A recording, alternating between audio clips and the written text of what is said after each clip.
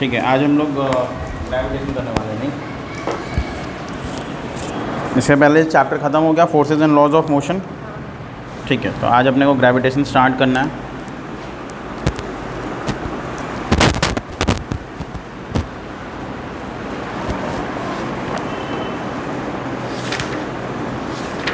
इसके बाद कौन चैप्टर बचेगा? वर्क एनर्जी ना।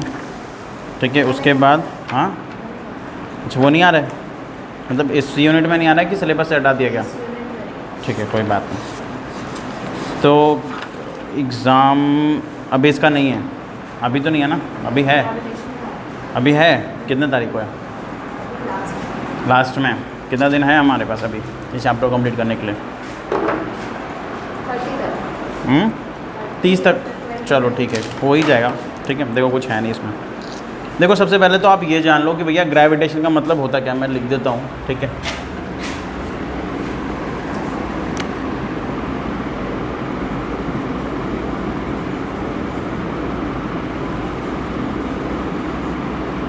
ग्रेविटेशन। ठीक है, देखो ग्रेविटेशन वर्ड जो है ना वो ग्रेविटी से बना है। ठीक है, ग्रेविटी का मतलब होता है एक तरह का नॉन कॉन्टैक्ट फोर्स, एक तरह का नॉन कॉन्टैक्ट फोर्स। आपको पढ़ाया क्या होगा? फोर्स दो तरह के होते हैं, एक होता है कॉन्टैक्ट फोर्स और एक नॉन कॉन्टैक्ट फोर्स। ठीक है, कॉन्टैक्ट फोर्स में हमारा क्या क्या आता है? कॉन्टैक्ट फोर्स में जहाँ पे दो चीज़ें आपस में फिजिकली टच हो, ठीक है, कॉन्टैक्ट में रहें, तो उनको हम कॉन्टैक्ट फोर्स कहेंगे। जैसे फ्रिक्शन फोर्स कॉन्टैक्ट फोर्स होता है। ठीक है, और भी फोर्सेज होते हैं। अब नॉन कॉन्टैक्ट की बात करें तो नॉन कॉन्टैक्ट फोर्सेस भी हैं, जैसे मैग्नेटिक फोर्स एक तरह का नॉन कॉन्टैक्ट फोर्स है। अगर आप दूर भी रखते हो दो चीज़ों को तो वो अट्रैक्ट कर लेता है। अगर आप ग्रेविटेशन की बात करते हो तो ग्रेविटेशन भी क्या है? एक नॉन कॉन्टैक्ट फोर्स है। क्यों भाई? क्योंकि अगर आप किसी भी चीज़ को, जैसे अगर मैं ये कहूँ मार्कर को यहाँ से छोड़ूँ तो ये ऊपर जाएगा या नीचे जाएगा? ऑब्वियसली बात है सर, नीचे जाएगा।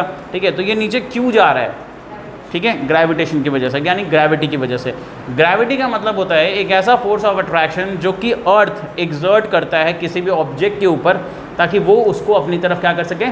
पुल कर सके, अट्रैक्ट कर सके। ठीक है, तो उसको हम क्या बोलते हैं भैया? ग्रेविटेशन बोलते हैं या ग्रेविटी बोलते हैं। ठीक है, अब एक चीज़ याद रखना कि ग्रेविटी ही रिस्पॉन्सिबल है हमारे एटमॉस्फेयर के लिए भी। यानी हमारा जो अपना एटमॉस्फेयर है, अर्थ का अपना एटमॉस्फेयर है ना, आपने पढ़ा होगा कि हमारे पास सारे मतलब जो भी चीज़ें होनी चाहिए, एसेंशियल चीज़ें या इन्वायरमेंट, ठीक है, वो अर्थ के पास अपना है। ठीक है, और यही कारण है कि हम लोग यहाँ पे सर्वाइव कर पा रहे हैं, बिकॉज इसका अपना कह सकते हो एयर है, वाटर है, सब कुछ इसका अपना है ना। कहीं से हमें लाना नहीं पड़ रहा है। ऐसा नहीं हो रहा है कि हमें भाई मून से ज़रूरत पड़ रही है और हम मून से वहाँ से लेकर के यहाँ आ रहे हैं, और जिसके कारण क्या हो रहा है कि चीज़ें बहुत महंगी हो जा रही है। नहीं, हमारे पास नेचुरल चीज़ें ऑलरेडी अवेलेबल है और ये सारी चीज़ें फ्री ऑफ कॉस्ट अवेलेबल है ना। ऑक्सीजन हो गया, चाहे कोई भी, ठीक है, वाटर हो गया, तो ये जो ह्यूमन नीड्स के लिए जो चाहिए वो हमारे पास है, हमारे अर्थ के पास है। ठीक है, तो ये सारी चीज़ें अर्थ के पास है। सबसे इंपॉर्टेंट होता है इसमें एयर, यानी हमारा एटमॉस्फेयर। तो हमारा जो एटमॉस्फेयर है वो अर्थ के पास इसलिए बिकॉज ऑफ अर्थ ग्रेविटी। ठीक है, अर्थ का ग्रेविटेशनल फोर्स या अर्थ की ग्रेविटी इतनी परफेक्ट है, मतलब जितना होना चाहिए उतना ही है। आ रहा समझ में?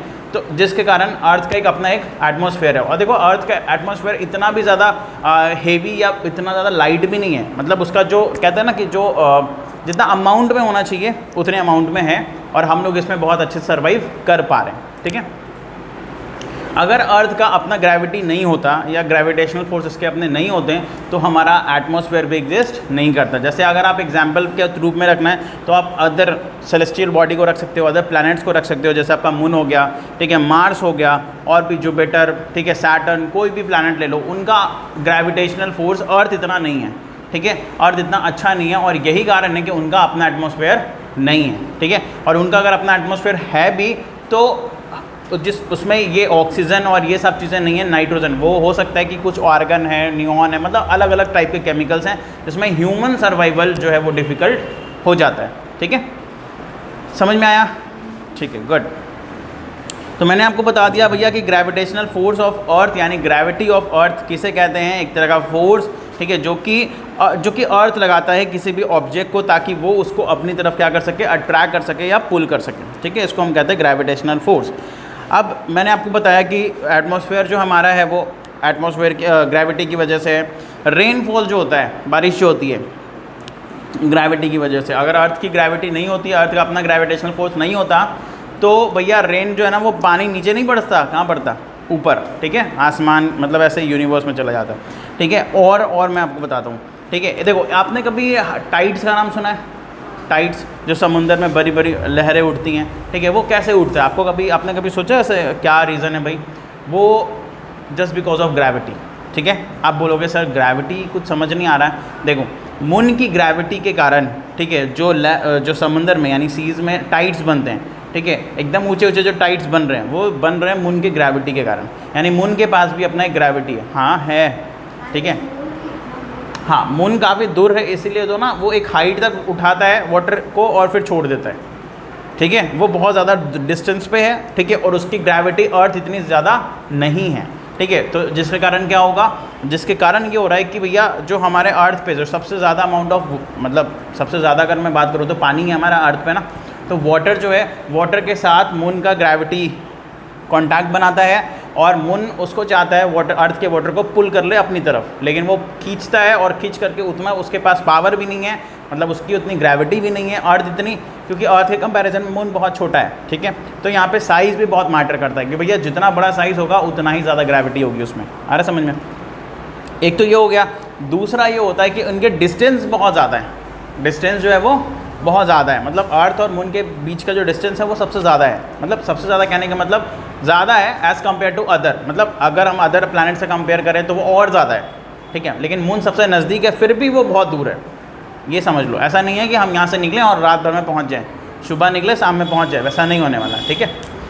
तो ये सारी चीज़ें हैं। अब देखो ऐसा है, न्यूटन ने ना एक बहुत ही इंटरेस्टिंग बात कही है, न्यूटन ने बहुत ही इंटरेस्टिंग बात कही है रिलेटेड टू दिस ग्रेविटेशन, ठीक है। न्यूटन ने एक लॉ बनाया है जिसका नाम है universal law of gravitation, universal law of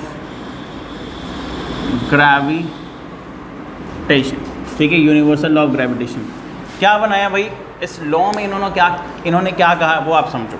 देखो इस लॉ में इन्होंने कहा है ना कि दुनिया में जितनी भी चीज़ें हैं, जितनी भी चीज़ें, मान लो दो ऑब्जेक्ट हैं, ठीक है, दो ऑब्जेक्ट हैं, एक का मास हम लोगों ने मान लिया m1 और एक का मास मान लिया हम लोगों ने m2, और इनके बीच में जो डिस्टेंस है उसको मान लिया हम लोगों ने r, ठीक है। तो न्यूटन ने कहा है कि दुनिया में जितने भी चीज़ हैं, जितनी भी चीज़ें हैं, चाहे आप दो मार्कर को रख दो आसपास, बुक को रख दो, टेबल को रख दो, कोई भी चीज़, ठीक है, दुनिया में हर एक चीज़ जो है एक दूसरे को अट्रैक्ट कर रहा है, ये न्यूटन का कहना है, ठीक है। क्या कहते थे भाई? दुनिया में जितनी भी चीज़ें वो एक दूसरे को क्या कर रही है? अट्रैक्ट कर रही है, ये इसको अट्रैक्ट कर रहा है और ये भी इसको अट्रैक्ट कर रहा है, ठीक है। बस फ़र्क इतना है कि अगर ये अपने जगह से नहीं हिल रहा है और ये भी अपने जगह से नहीं हिल रहा है, तो इसके पीछे रीज़न ये है कि जितना फोर्स है ये इसको अपनी तरफ खींच रहा है, उतना ही फोर्स है ये भी इसको अपनी तरफ खींच रहा है। यानी यहाँ पे जो फोर्स है वो बराबर है और अपोजिट इन डायरेक्शन है, जिसके कारण क्या हो रहा है? रिजल्टेंट फोर्स जो है वो ज़ीरो हो जा रहा है। यानी मैं आपको ये समझा रहा हूँ कि अगर मान लो ये m1 है और ये इसको खींच रहा है, इस ऑब्जेक्ट को खींच रहा है अपनी तरफ, ठीक है, तो कितने फोर्स से खींचेगा? कहोगे सर F1 से खींचेगा, ठीक है। और ये अगर m2 है तो ये इसको अपनी तरफ खींचेगा तो कितने फोर्स से खींचेगा? कहोगे सर F2 से खींचेगा। और F1 और F2 मैंने बोला बराबर है, ठीक है, लेकिन अपोजिट इन डायरेक्शन है। अपोजिट दिखाने के लिए हम लोग क्या करते हैं? माइनस का साइन लगाते हैं। अब जैसे ही इसको आप इधर उठा करके लाओगे तो देखो क्या होगा? F1 प्लस F2 बराबर क्या आ रहा है? 0। क्या रिजल्ट आ गया? 0। यानी कि अगर ये दोनों ऑब्जेक्ट अपनी जगह से नहीं हिल रहा है, इसका मतलब दोनों इक्वल फोर्स लगा रहे हैं, और ठीक है, दोनों इक्वल फोर्स लगा रहे हैं और रिजल्टेंट जो हो रहा है फोर्स वो 0 हो जा रहा है, ठीक है। अब न्यूटन ने और क्या कहा इसमें? न्यूटन ने ये कहा कि अगर दो ऑब्जेक्ट है, यूनिवर्स में कोई भी दो ऑब्जेक्ट है, ठीक है, दोनों के बीच में जो फोर्स ऑफ अट्रैक्शन काम कर रहा है, ध्यान से समझना, ठीक है, दोनों के बीच में जो फोर्स ऑफ अट्रैक्शन काम कर रहा है, ठीक है, वो डायरेक्टली प्रोपोर्शनल होगा इनके प्रोडक्ट ऑफ द मासेस के, डायरेक्टली प्रोपोर्शनल होगा इनके प्रोडक्ट ऑफ द मासेस के, ठीक है। क्या कहने का मतलब है भाई? देखो कहने का सिंपल सा मतलब है कि अगर आपने बड़ा बड़ा दो ऑब्जेक्ट को लिया है, मतलब बड़े बड़े मासेस के दो ऑब्जेक्ट लिए हैं, उनके बीच में फोर्स ऑफ अट्रैक्शन ज़्यादा होगा, ठीक है। और अगर छोटे छोटे ऑब्जेक्ट लिए हैं आपने तो उनके बीच में फोर्स ऑफ अट्रैक्शन कम होगा, और उनका जो फोर्स ऑफ अट्रैक्शन हो उसको कैलकुलेट करने के लिए हम इनके मास को क्या करेंगे? प्रोडक्ट कर देंगे, मतलब मल्टीप्लाई कर देंगे, ठीक है। नेक्स्ट है इसमें जो सेकंड यहाँ पे पॉइंट है, जैसे मैंने ये आपको पहला पॉइंट बताया, दूसरा पॉइंट क्या रखना है? दूसरा पॉइंट ये है कि जो फोर्स है ना वो इन्वर्सली प्रोपोर्शनल है to the square of the distance between them, ठीक है, यानी इनके बीच का जो डिस्टेंस है ना, ठीक है, उसके इन्वर्सली प्रोपोर्शनल है फोर्स ऑफ अट्रैक्शन, और वो भी स्क्वायर। ठीक है, मतलब इन्वर्सली भी और स्क्वायर भी। क्या मतलब है इसका?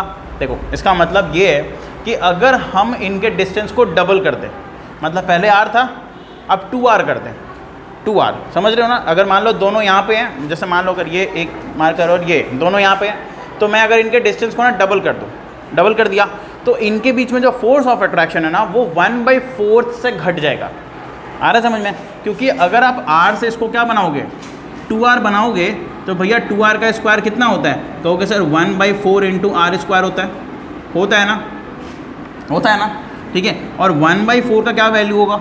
मतलब 1/4 का क्या मतलब है? 1/4 का मतलब है सर 1/4 पार्ट से घट गया है। आ रहा है समझ में? अच्छा, अब मैं ये कहूँ कि अगर ये दो ऑब्जेक्ट है भाई, इनके बीच का जो डिस्टेंस है इसको मैं हाफ कर दूँ, हाफ मतलब और नज़दीक ले आऊँ, ठीक है, तो इनके बीच में जो फोर्स ऑफ अट्रैक्शन है ना, वो डबल हो जाएगा। क्या हो जाएगा? डबल हो जाएगा। आ रहा है समझ में? ठीक है। अब आप सिंपल से इसको ऐसे भी समझ सकते हो कि सर अगर हम मैग्नेट लेते हैं, सपोज कर लीजिए दो मैग्नेट है, ठीक है, अगर दोनों मैग्नेट को हमने और दूर रख दिया, तब तो ये अट्रैक्ट नहीं कर रहा है एक दूसरे को, मतलब करेगा बट वो हमें नहीं दिख रहा है, नहीं दिख रहा, ज़्यादा नहीं होगा और हमें दिख रहा भी नहीं है सॉरी। अगर हम इन दोनों मैग्नेट्स को अगर और नज़दीक ले आए, मतलब इतने डिस्टेंस पे था, इसके डिस्टेंस को हाफ कर दें, तो ये अट्रैक्ट हो जाएगा, है ना। तो वही मैं बता रहा हूँ कि फोर्स ऑफ अट्रैक्शन, न्यूटन्स ने ये कहा था कि भाई दुनिया में जितनी भी दो चीज़ें हैं, मतलब जो भी ऑब्जेक्ट रखी गई हैं, तो दोनों, मतलब मान लो हम लोग दो ऑब्जेक्ट की बात कर रहे हैं, तो दो ऑब्जेक्ट के बीच में जो फोर्स ऑफ अट्रैक्शन काम करेगा वो डायरेक्टली प्रोपोर्शनल होगा उनके product of the masses and inversely proportional होगा to the square of the distance between them. ठीक है। अब आप इसको जब कंबाइन करोगे ना, तो ऐसा रिजल्ट आएगा, F directly proportional to M1 M2 by में R स्क्वायर। आ रहा है समझ में? इसको मैंने कंबाइन करके लिख दिया है, ठीक है। अच्छा एक बात बताओ, और वो ये है कि यहाँ पे आप देख रहे हो प्रोपोर्शन का साइन। आपने कभी देखा है कि फिजिक्स में, अगर नहीं देखा तो आज आपको पता चलने वाला है कि प्रोपोर्शन का साइन हटता है ना, तो यहाँ पे इक्वल टू आता है, और इक्वल टू के साथ साथ एक कांस्टेंट टर्म भी आता है, ठीक है। क्योंकि प्रोपोर्शन का मतलब क्या होता है भैया, एक को बढ़ाओ दूसरा भी बढ़ेगा, एक को घटाओ दूसरा भी घटेगा। अगर मेरे को इक्वल टू रखना है, मेरे को प्रोपोर्शन से नहीं समझ में आ रहा है चीज़ें, और मेरे को इक्वल टू रखना है, तो हम कैसे रखेंगे? उसके साथ हमेशा एक कांस्टेंट रखेंगे। क्या रखेंगे? कांस्टेंट रखेंगे। तो मैंने यहाँ पे F को F रखा और यहाँ पे कांस्टेंट की जगह पे G रखा। क्या रखा? G, कैपिटल G, याद रखना भाई। क्या रखा मैंने? कैपिटल G रखा, और यहाँ पे फिर M1 M2 और बाई में R स्क्वायर। और यहाँ से आपका एक फार्मूला डिराइव हुआ जिसको हम कहते हैं फोर्स ऑफ ग्रेविटेशन का या ग्रेविटेशनल फोर्स का फार्मूला डिराइव हुआ, F equals to G M1 M2 by में R स्क्वायर। एंड G क्या है भाई यहाँ पे? Where G is called gravitational constant, gravitational constant. आ रहा है समझ में? Gravitational constant. नोट करो, give the heading universal law of gravitation, और इसमें ये ग्रेविटेशनल कांस्टेंट का वो लिखो। और देखो, चूंकि ये कांस्टेंट है तो इसका एक वैल्यू भी होता है, ठीक है, ये कांस्टेंट है तो इसका एक वैल्यू भी होता है, और वैल्यू है भाई 6.67 into 10 to the power 6.67 into 10 to the power -11 newton metre square पर kg स्क्वायर। ये इसका यूनिट है, ये इसके वैल्यूज़ हैं, मतलब इसका वैल्यू है, और इसका वैल्यू जो है वो फिक्स्ड है। कभी भी आप न्यूमेरिकल बनाओगे तो कैपिटल G का वैल्यू आपको यही मानना है। आ रहा समझ में?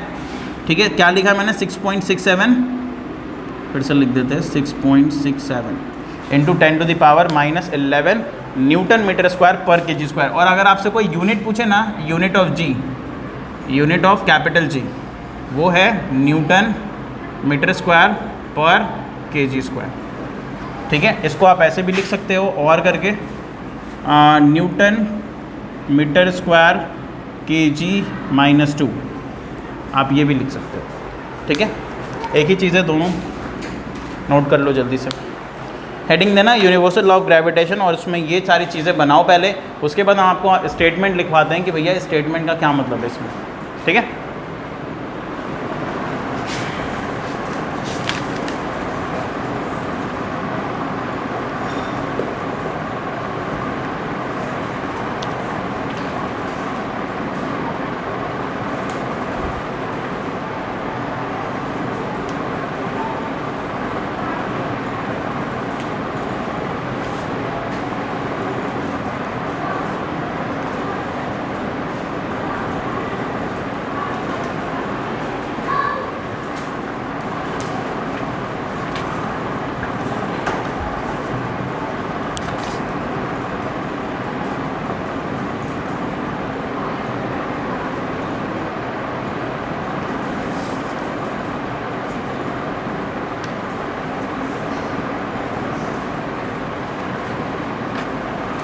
लिख लिया।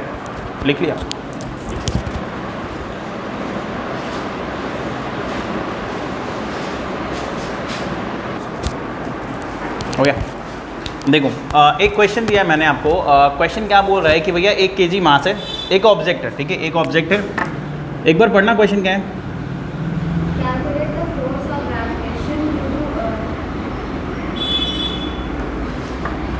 क्या हो गया, ठीक है, calculate the force of gravitation due to earth और an object which is 1 kg of mass. यही है ना क्वेश्चन, ठीक है। और ठीक है, देखो अभी क्या है, मास ऑफ ऑब्जेक्ट आपको दिया हुआ है, मास ऑफ अर्थ आपको दिया हुआ है, कितना है भाई 6 × 10⁻24 kg, ठीक है। रेडियस ऑफ अर्थ कितना है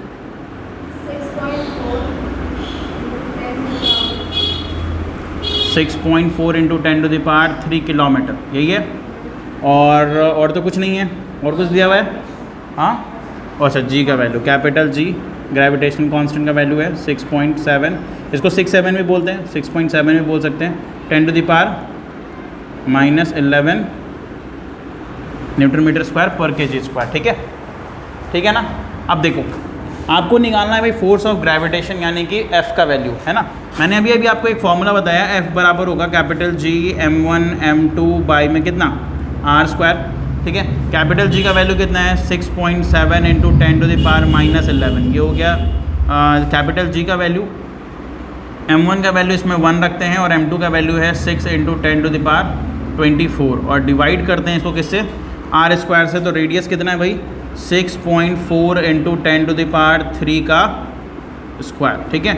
अब देखो ऐसा है ना कि बहुत सारे बच्चों का ये कहना होता है कि सर ये जो न्यूमेरिकल है यानी ये जो सॉल्यूशन इसका ये बहुत टफ है, ये मेरे से नहीं हो पाएगा, बट एक्चुअल में ये बहुत ज़्यादा आसान है, ठीक है। आपको बस तरीका पता होना चाहिए, सही तरीका क्या है मैं आपको बताता हूँ, ठीक है। आपको अगर बहुत ज़्यादा लग रहा है ना कि सर क्या करें 11 पावर ये वो दिस दैट, तो एक काम कर सकते हो, आपने एक्सपोनेंट सही से पढ़ा है ना।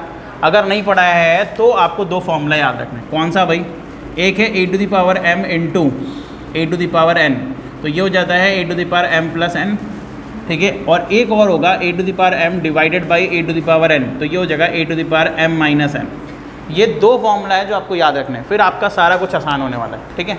अब देखो मैं इसको कैसे सॉल्व करता हूँ। आपको क्या करना है ना, जितना भी आपको 10 दिख रहा है ना 10, वो सबको एक साइड कर दो, मतलब किनारे कर दो, ठीक है, और बाकी सारे को एक साइड रखो, ठीक है। कैसे देखो मैं आपको सिखाता हूँ।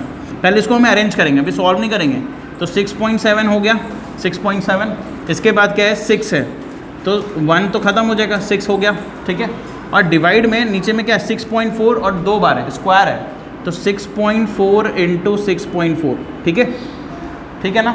ओके, अब ये बताओ 10⁻, यहाँ पे कितना है 11 ना, -11 है, ठीक है, -11। इसके बाद क्या है 24। तो याद रखना कि अगर ऊपर ही वाले रो में 10⁻ जितना भी है और ऊपर में ही 10⁻24 है और बीच में मल्टीप्लाई है ना इनके बीच में, तो इनका जो पावर होगा वो क्या हो जाएगा, ऐड हो जाएगा। पावर क्या हो जाएगा, ऐड हो जाएगा, यानी प्लस हम 24 करने वाले हैं, ठीक है। और नीचे में क्या दिख रहा है आपको 10⁻3 और 3 का स्क्वायर, 3 का स्क्वायर कितना होता है 6, 3 का स्क्वायर 3 × 2 कितना होगा 6। देखो ये वाला फॉर्मूला है a⁻m और बाहर में n होगा, तो ये हो जाता है a⁻m × n, ठीक है। तो 3 टू द पावर ये 10⁻3 और 3 का पावर 2 यानी 3 × 6। तो 10⁻6 कहाँ है, नीचे मतलब डिवाइड में, ऊपर भेजेंगे तो क्या होगा माइनस, क्योंकि डिवाइड होगा तो माइनस होगा, ठीक है। तो अब हम क्या करने वाले हैं, अब हम यहाँ पे करेंगे माइनस और कितना 6, आगे समझ में।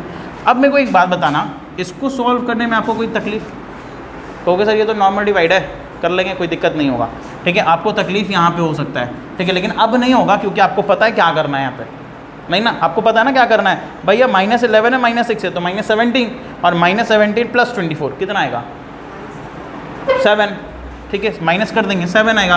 तो भैया 24 में से, तो देखो इसका जो भी वैल्यू होगा आप इधर सॉल्व करके लिखना, मैं नहीं लिख रहा, और इधर हो जाएगा 10⁻, यहाँ पे 10⁻ हो जाएगा 7, ओनली 7, ठीक है।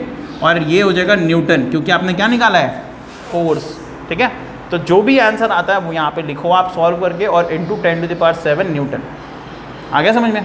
तो जब भी आपको इस टाइप के, अब देखो ग्रेविटेशन में तो ऐसे बहुत सारे क्वेश्चन हैं, ये मैंने पहला क्वेश्चन आपको दिया है, और आपको दो चीज़ें याद रखनी है, mass of earth, radius of earth और ग्रेविटेशन कांस्टेंट। ये तीन चीज़ आपको याद रखना है। बाकी ये जो चीज़ है ना ये बदलते रहेगा। अब अर्थ का मास बढ़ा घटा सकते हैं क्या? अर्थ का मास है, ये कांस्टेंट है, एक बार हो गया मेजर, हो गया, ठीक है। अब इसको बढ़ा घटा नहीं सकते हैं। और रेडियस ऑफ अर्थ क्या बड़ा छोटा होता है क्या? नहीं ना, एक साइज़ का है ना। हाँ, और ग्रेविटेशन कांस्टेंट तो कांस्टेंट, ठीक है। चलो, तो इसको जल्दी से नोट करो।